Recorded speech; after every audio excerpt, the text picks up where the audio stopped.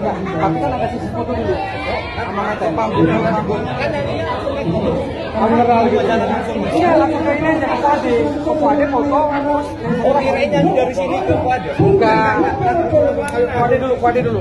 Enggak nyanyi dulu kan tadi katanya kalau nyanyi.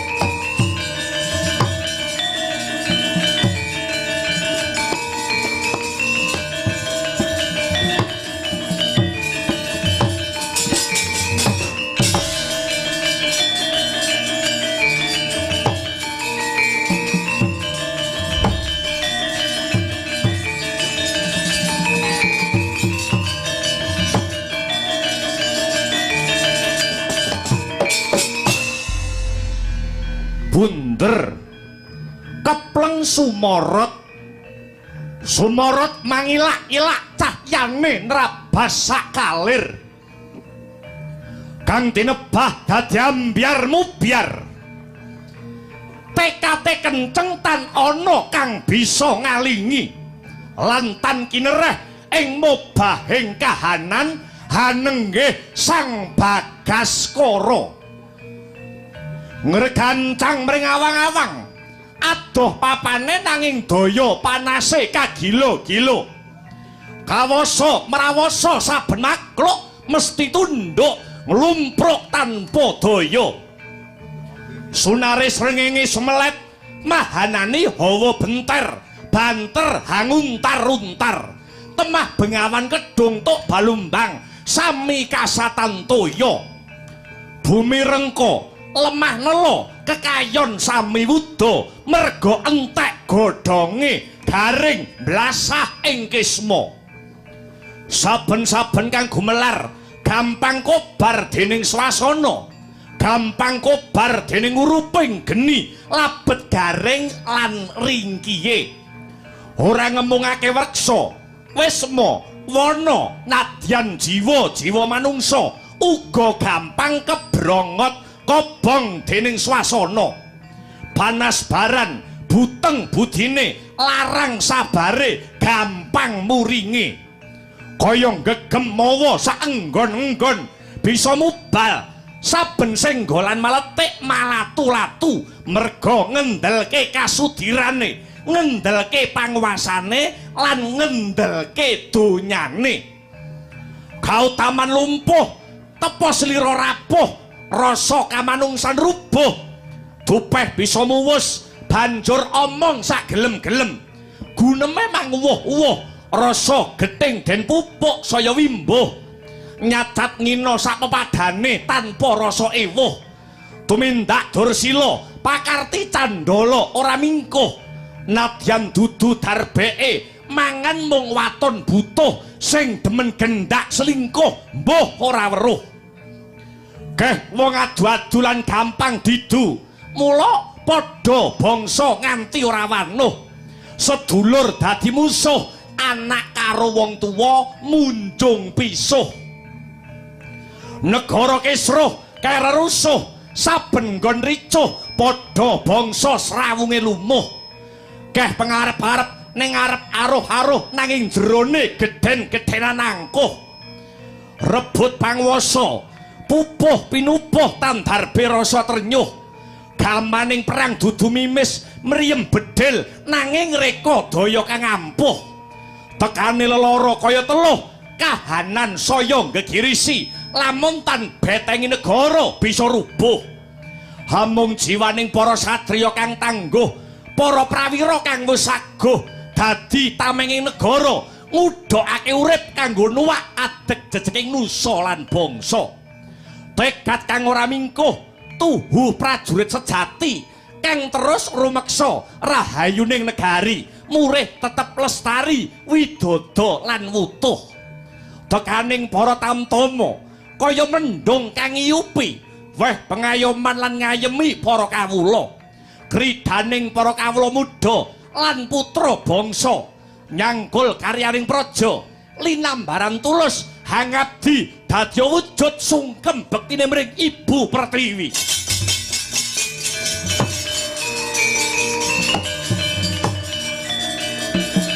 Yo maju.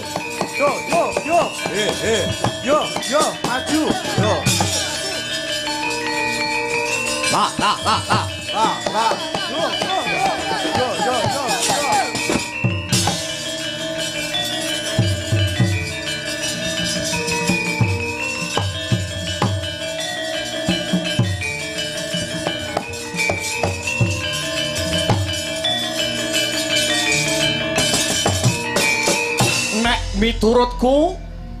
Nek miturutku sing kudune dadi ratu Pringgondani kuwi turun Prabu Tremboko, adine Prabu Arimba, ya kuwi Raden Brajadenta sing kudune dadi ratu. Ora bisa. Lelabuhane Brajadenta ki apa? Ngurus wilayahe wae ora pecus kok arep nyekel negara Pringgondani. Nek aku luwung milih Raden Gatotkaca. Gatotkaca ki sapa? Gatotkaca ki sapa? Bocah wingi sore ilmune durung mumpuni, durung duwe pengalaman, ngono kok arep dadi ratu. Arep digawa nyang ndi negarane iki? Disawang wae. Sing menang Brajadenta apa jagoku Raden Gatotkaca?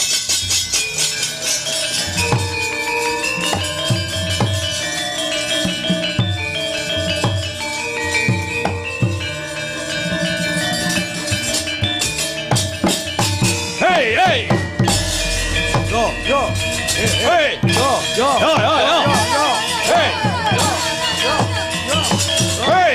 Akasa musik kundala. Hey. Hey.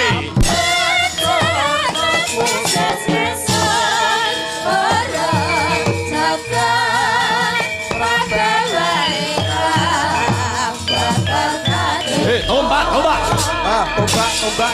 Gir. Tombak. Yo. Akasa musik kundala.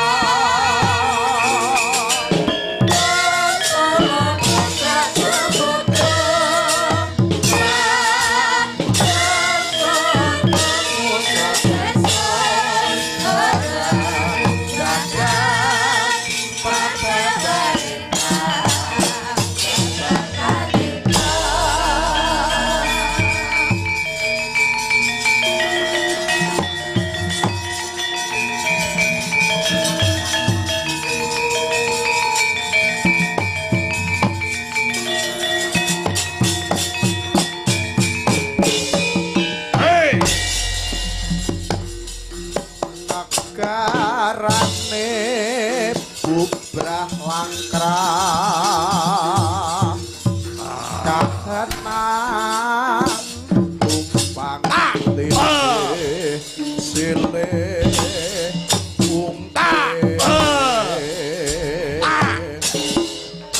Putra pangis banjir marut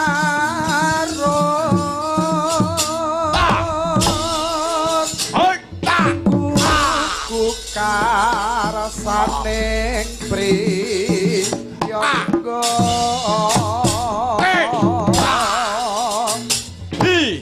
rebutan kapokten ampreh dadi ratu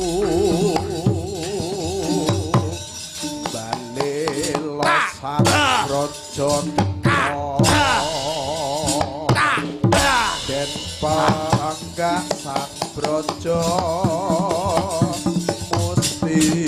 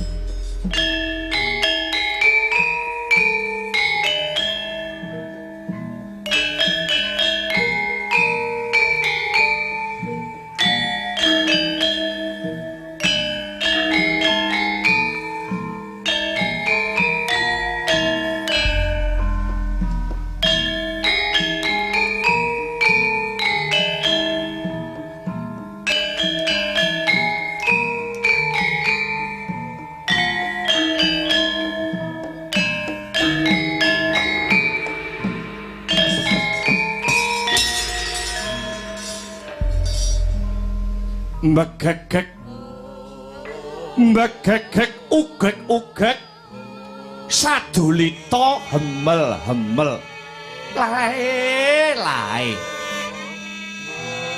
ndara kula den ndara Gatotkaca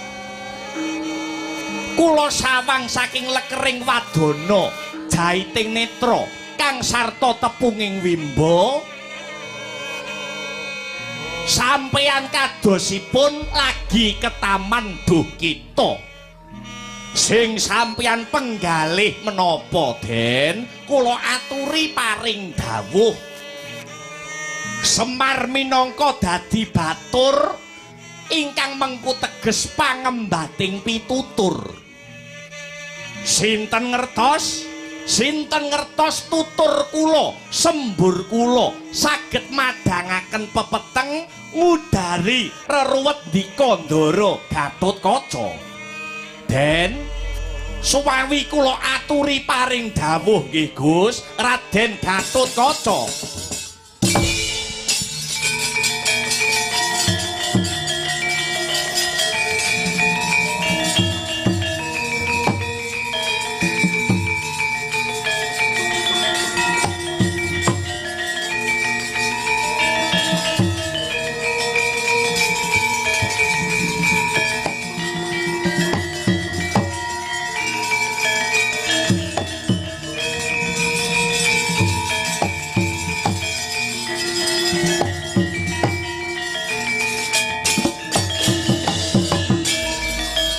ngudari tyasra riwut Urawati arawat wawati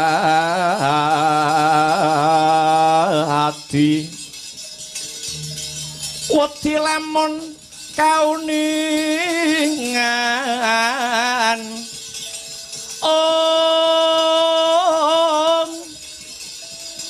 mrengsang ambek ngumalat dadi tanwandi binarti bloko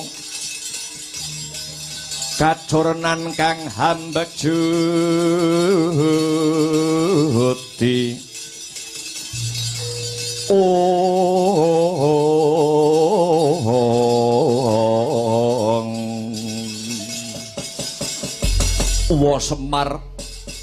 Wa Semar Badranaya Wa Semar ora bisa ngrasakake panandang kang dak rasa Kakang Semar ya awit dawuh Ibu Arimbi Wa Semar Gatotkaca rina pantaraning bengi mung gagas dawuh Kanjeng Ibu Arimbi jiblek-beblek rasaning atine Gatotkaca Wa Semar. Den Kang Nibu dawuh napa kok sampeyan nganti dadi bingung Wa Semar? Ora suwe maneh bakal diadani wisudan ratu ana negara Pringgondani. Mongko Wa Semar. Mongko Kanjeng Ibu Arimbi paring dawuh sing bakal lenggah dampar keprabon dadi ratu mapan ana praja Pringgondani. Ora ana liya kejaba mung aku Gatotkaca Wa Semar. Kamangka aku ora saguh dadi ratu Pringgondani. Gatotkaca ngrasa lamun ta durung pantes dadi ratu ana negara Pringgondani Wa Semar.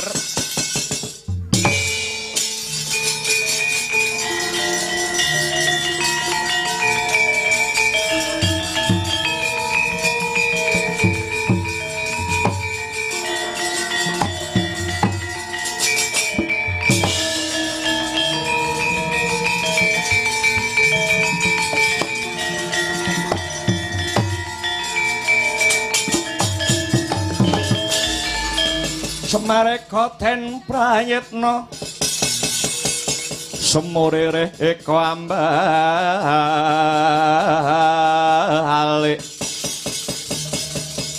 dityoni gandayani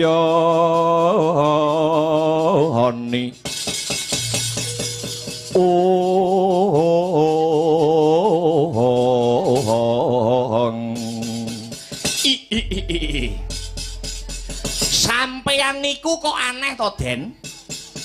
Hantuk kanugrahan bakal didadekke ratu kok malah ati sampeyan susah, kok malah ati sampeyan sedih. Wa Semar Gatotkaca ngrumangsani aku lagi bocah wingi sore Kiai. Aku babar pisan durung duweni pengalaman, aku durung pantes dadi ratu mapan ana negara Pringgondani Wa Semar. Sampeyan kudu eling nggih Gus. Sedaya kawula ing negara Pringgondani niku sampun sarujuk. Para bebrayan agung sampun mathuk gambuh ing rasa menawi Paduka Ndara Gatotkaca kedah jumeneng ratu mapan wonten ing praja Pringgondani. Kenging napa?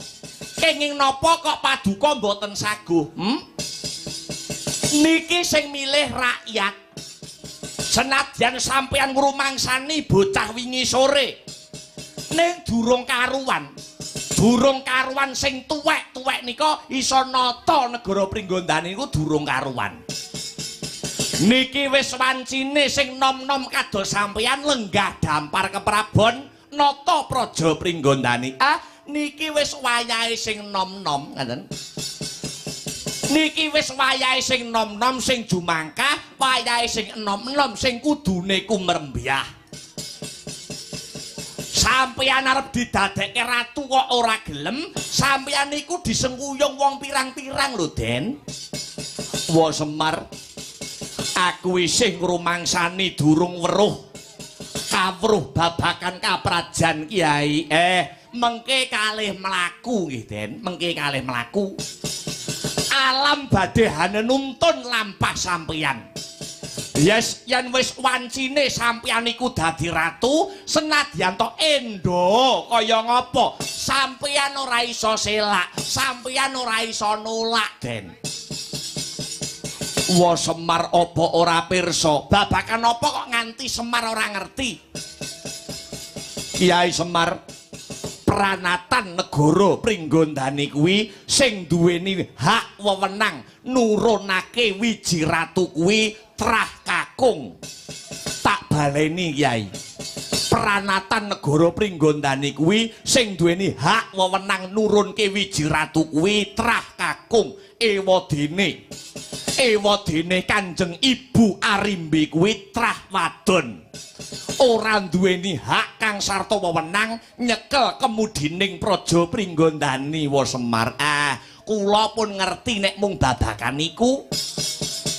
Manut pranatan negara Pringgondani niku sing menang nurunke wiji ratu niku mung trah jaler. Pancen Ibu Arimbi niku mboten duweni hak wewenang nurunaken wiji ratu. Ning wonten dedongenganipun ingkang sampeyan kudu pirsa, Den. Dedongengan apa Kyai Semar? Mula Kanjeng Ibu sampeyan Dewi Arimbi. Sampeyan sing dadi ratu ana ing Pringgondani awit saking kersanipun ibu. Sampeyan satriya tanah Jawa sing kudu dadi ratu ana negara Pringgondani niku wonten larah-larahe, wonten sejarahe, ngaten. Wiwitane nalika kang ibu sampeyan Ibu Arimbi Daud kalian kang Rama sampeyan nuwun inggih punika Raden Werkudara. Kareben gamblang, kareben cetha ngeglo kang tanpa warana kula critani nggih. Larah-larahe kula critane, ngaten critane. Kenang apa kok Ibu Arimbi kenceng supayane anake lanang Gatotkaca supaya dadi ratu ana ing negara Pringgondani kaya ngene critane sejarahe biyen, Den.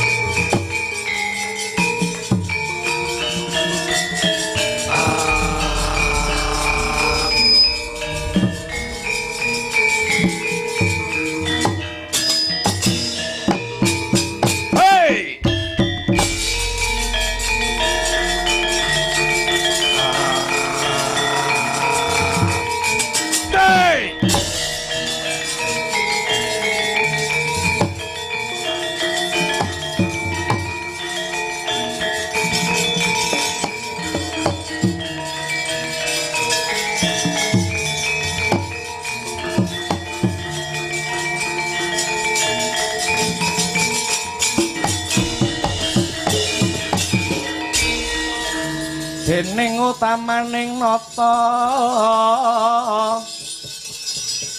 berbuti pawalak sana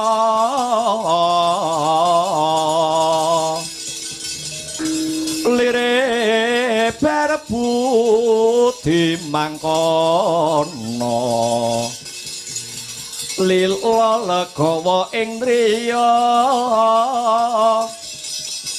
hangga ganjar saben dina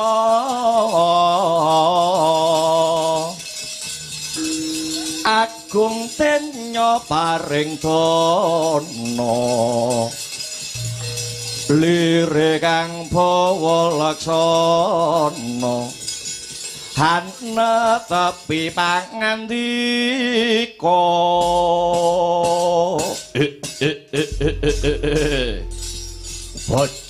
bojleng iblis laknat padha jek-jekan gece wali gece sadat setan wali kobra aku Prabu Arimba ratu ing negara Pringgondani tak rewangi munggah gunung mudhun jurang karana aku goleki adiku Yayi Arimbi kang mentar saka negara Pringgondani lah kok manut kembang rawat-rawat ujare Mbok Bakul Sinambiwara adiku Yayi Arimbi jare kok wis antuk sendang pangruwatan Arimbi wis dadi Sulistya ing warni malah wis rabi karo Bratasena anake Prabu Pandhu biyen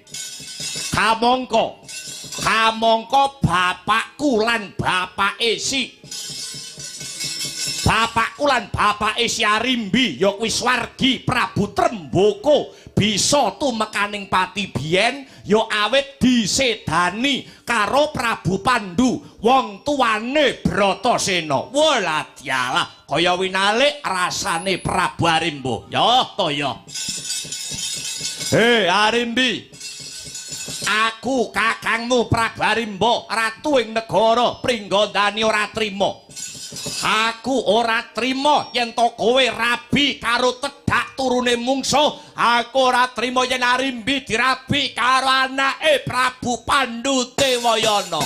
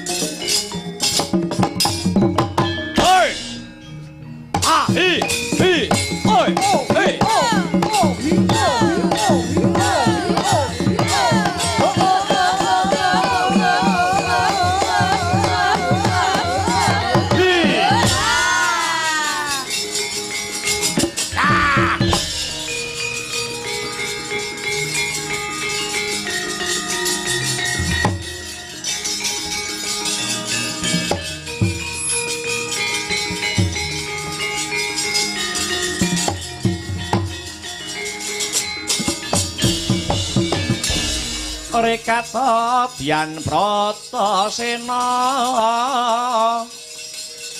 kampuh poleng bang Bintulu adi sarira ngamula tumung kodhek wok simbar jaja yen ngandika gumaleger kaya guntur kadang panenggak Pandhawa kaya lindu yen maris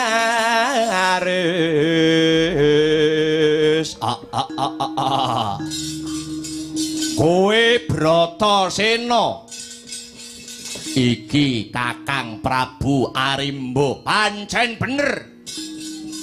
Ayo kowe nungkula. Tak jaluk adiku Yayi Arimbi. Aku ora sarujuk lamun Arimbi dadi jatuh kramamu. Wong nyatane Arimbi wis tresna lair kang sarta batin kelawan Bratasena. Wah. Ora melek sing dadi mripatmu we Bratasena. Biyen bapakku sing nyedani wong tuamu. Pandhu Dewayana. Ana paribasan utang loro nyaur loro, utang pati nyaur pati. Ora kena tedhak turune Rama Prabu Tremboko rabi kelawan tedhak turune Prabu Pandhu Dewayana. Mbuh ora idep wae dalah biangsat kowe. Bratasena kowe satriya nanging wegah rekoso ibarate tenguk-tenguk nemu kedhuk.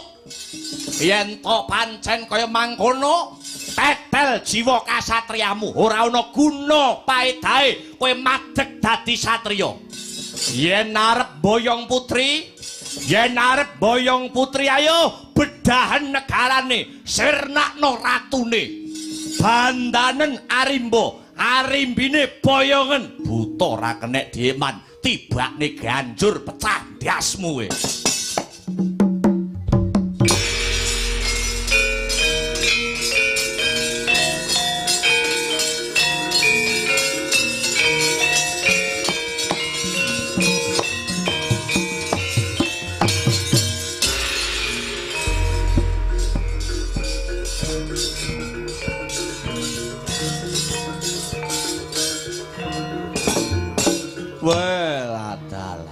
Lagi sore wis ngejak adus keringet kowe disumbutne karo biayane. Oh ya.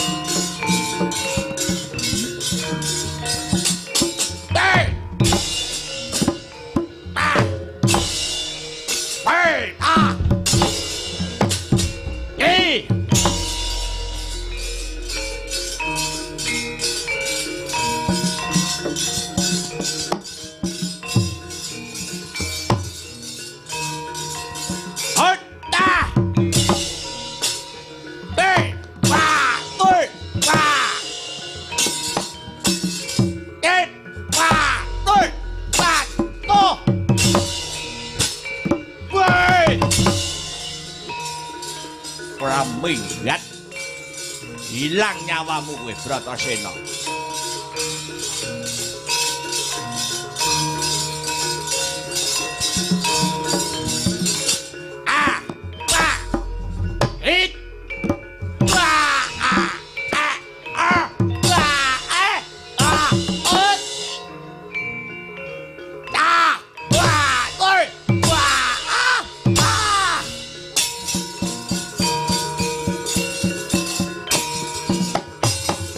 Hey!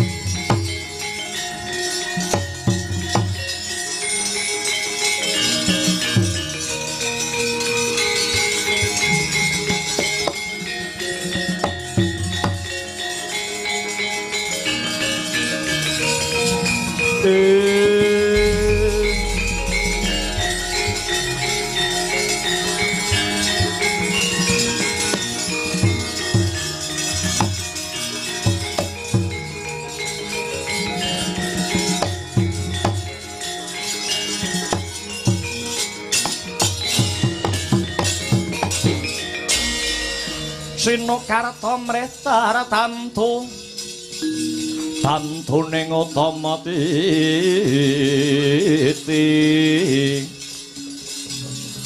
tetep dadi pangubahaning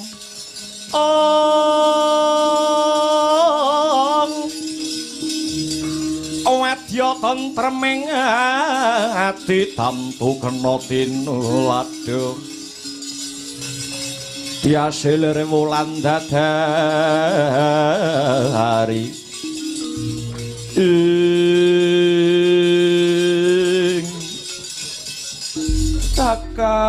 kakang Arimbo kakang kowe Arimbi iya kakang kowe wis malih rupa dadi Sulistya iya lilanana aku dening Raden Bratasena ya kakang piye karepmu aku nyuwun pangestu kowe aja bandha yudha karo Raden Bratasena ya kakang mbedhah praja mboyong putri bebasane kejaba Bratasena kuwi tedhak turun mungsuh pringga ndani kelawan Ngastina nganti tekan saiki kaya mungsuh bebuyutan kakang sing wis ya kakang yen jagat iki anane mung wales winales ora bakal tuwuh katentreman manunggal dadi sawiji kelawan para Pandhawa ya kakang ora sutah wis dadi anteping tekadku yen kowe sida rabi karo Bratasena luwih becik tak entengke patiku Arimbi nanging aku kaya ora negakake sedane Kakang Arimbo kejaba saka kuwi Kakang Mas Bratasena ora bakal bisa nandingi kekuatanmu kakang yen kuwi wis genah sawangen kae bojomu nglumpruk tanpa daya tak sabet nganggo gadaku kuwi mratandani yen bojomu kuwi ora duweni kasekten kang linuwe mendah yen dadi bojomu cetha ora iso paring pengayoman marang kowe Harimbi janjane ngalahke aku ki genah janjane ngalahke Prabu Arimba kuwi genah mateni aku kuwi gampang nanging Bratasena ora ngerti sing dadi pengapesanku Bratasena ora ngerti pengapesanku yen to sayektine pengapesane Prabu Arimba kuwi yen ragaku disabetake ana tunggak ing wetaren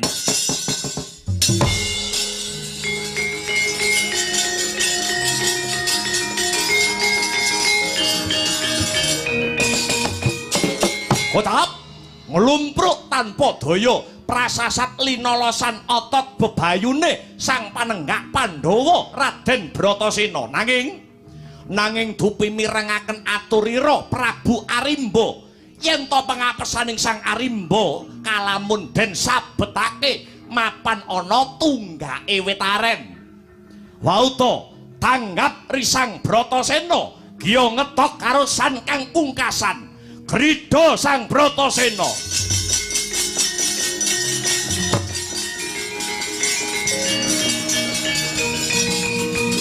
ayo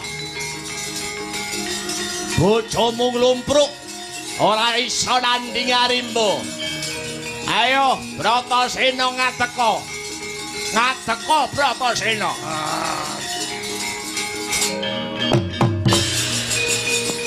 Kakang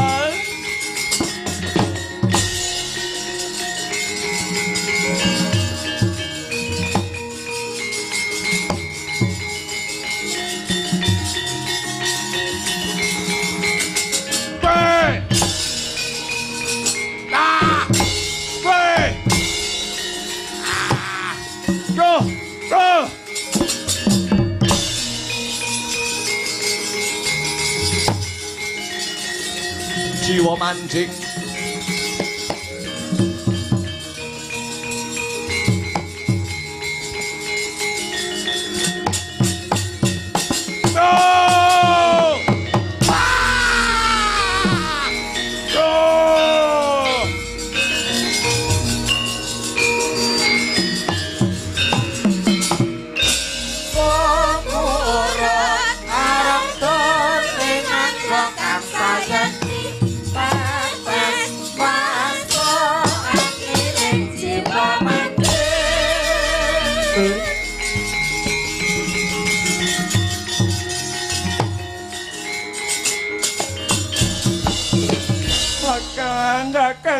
Arimba Om.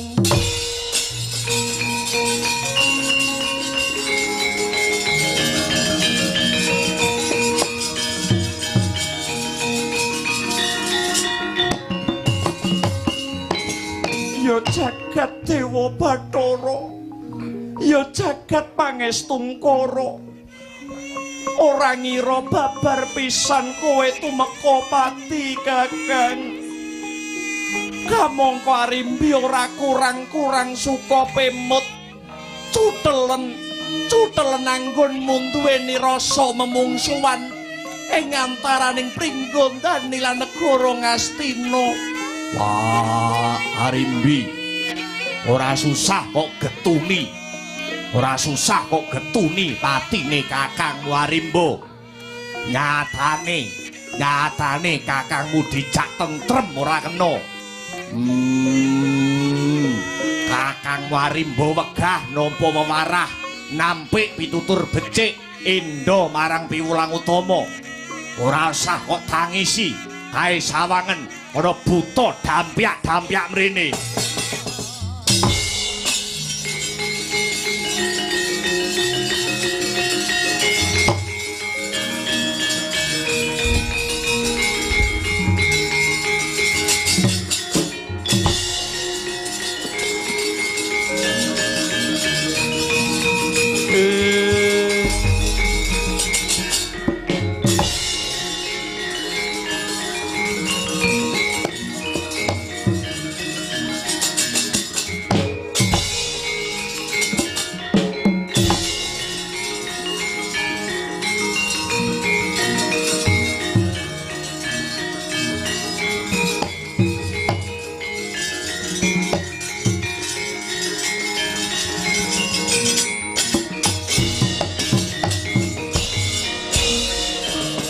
Buta Pandhawa tata gati wisaya ngendriyaksa sara maruta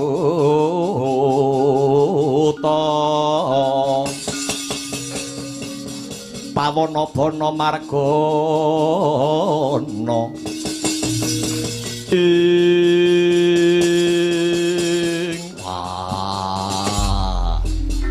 kowe sapa? Inggih Raden, mugi kawuningan kula menika kadang anemipun Kakang Arimba lan Kakang Mbok Arimbi sudi amastani nami kula pun Brajadenta. Kula Brajamusti Raden. Kowe arep mbelani patine Kakangmu Arimba ya ngono apa piye? Babar pisan mboten. Dinten menika malah kula badhe nderekaken panjenenganipun Kakang Mbok Arimbi Kewala. Brajadenta wonten dawuh Kakang Mbok. Rehne negara Pringgondani kumplang. Kowe wae ya sing jumeneng ratu. Kowe sing bocah lanang.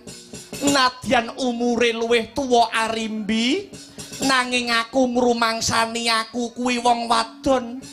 Wong wadon kuwi ora duweni hak wewenang panguwasa keprabon. Mboten Kakang Mbok, mboten. Negari Pringgondani dinten menika kula pasrahaken paduka. Nuwun inggih. Semanten ugi kula pun Brajamusti.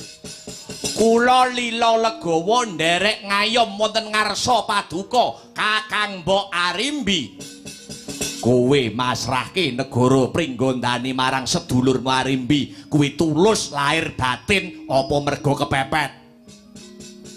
Lahir batin Raden. Kenging menapa kok Brajadenta kepengin masrahaken negara Pringgondani sakutuhipun dhateng Kakang Mbok Arimbi? Awit kula kepengin nyutel cecungkrahan ing antaraning Ngastina klawan Pringgondani. Inggih namung kanthi cara Pringgondani kula borongaken Kakang Arimbi menika Ngastina lan Pringgondani ing salajengipun badhe rukun lan manunggal dados sawiji. Bagus. Yen to nganti besok kowe nganti ngundak-undak negara Pringgondani kepiye Brajadanta? Menawi kula ngantos ngucik-ucik negara Pringgondani, mugi-mugi mboten dawa umur kula. Bagus mandi ra kaya ucape dhewe.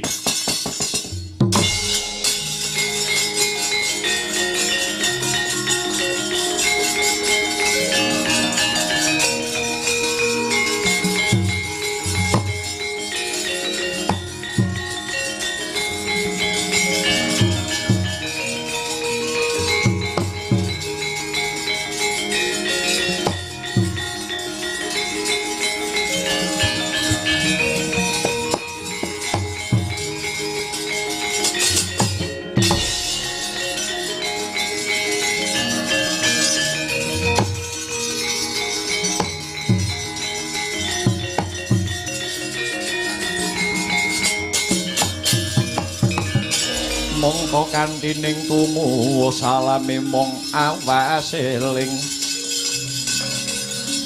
lukitaning alam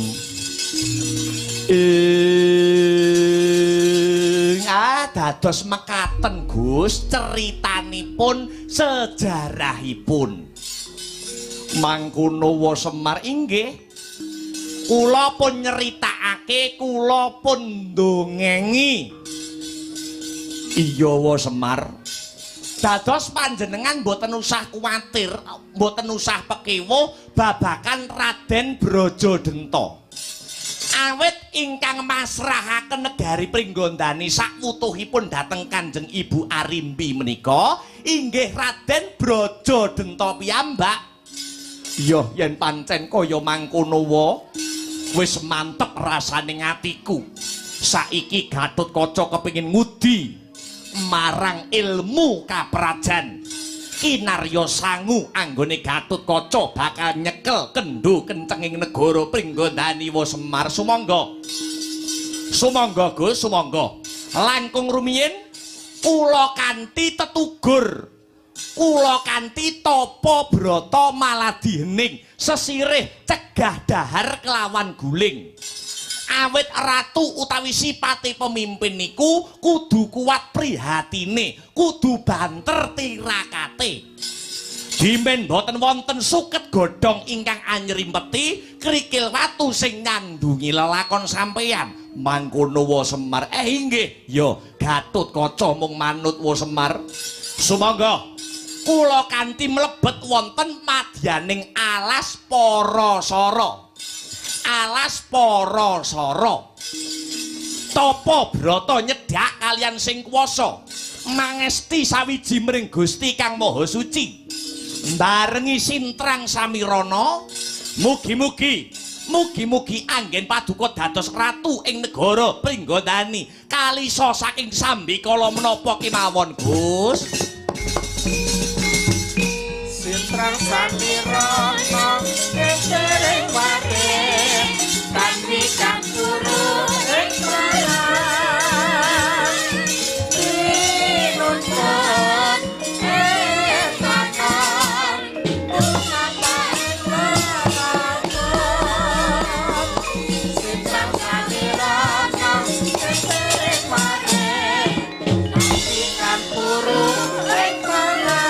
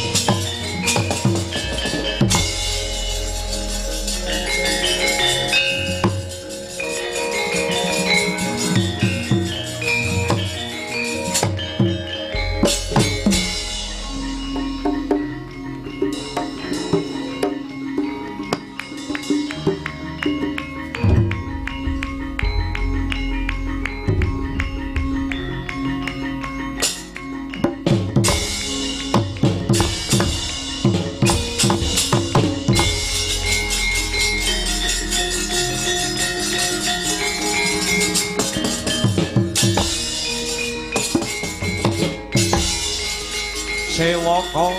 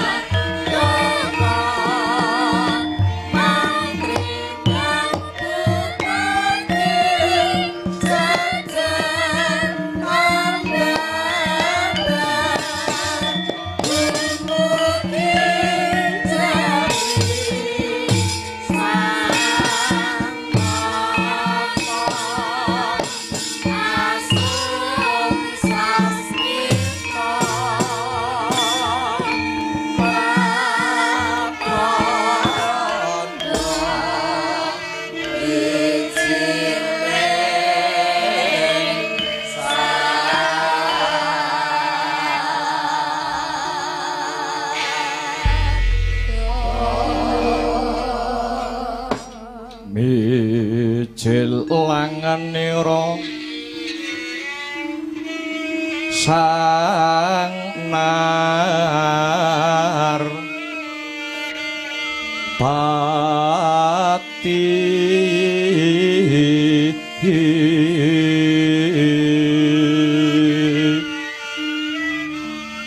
olampah hira alon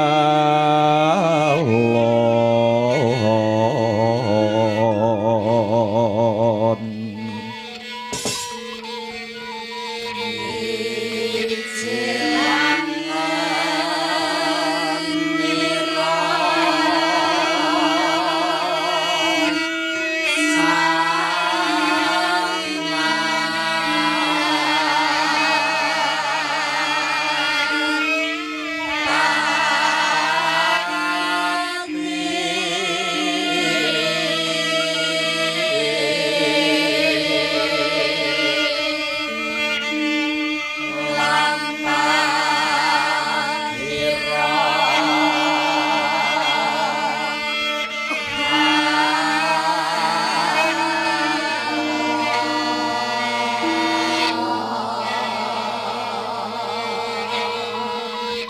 Kinarebek